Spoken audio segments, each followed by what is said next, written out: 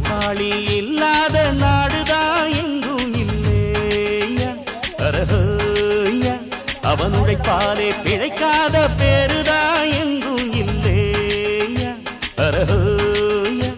அர சாமியோ சாமி அப்படி இருந்துட்டா காமி கூலியோ கூலி எங்களை நம்பித்தா பூமி பிறர் வாழ்வதே